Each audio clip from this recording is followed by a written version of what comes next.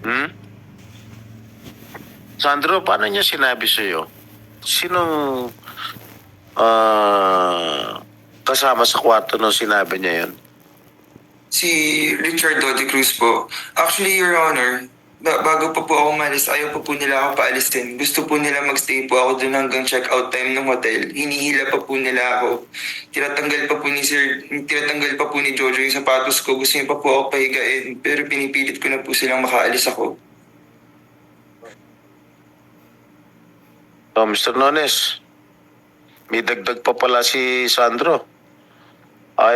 Bukod sa nagsinungaling ka na sa dito na wala kang sinasabi na what happens here or what happened here stays here, meron ka pa palang ayaw mo pala siyang pakawalan. Pinahiga mo pa pala, gusto mo, pinatatanggal mo pa yung sapatos niya. Your Honor, these are allegations po, hindi po ako nagsisinungaling, and these allegations we will answer in the proper forum since the case is already with the DOJ, Your Honor. O sige, pagkaalis ni Sandra, na ginawa mo?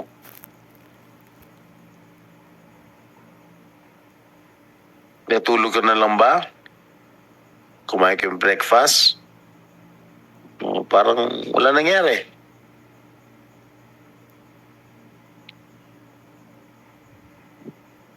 That question does not need an aid of a lawyer.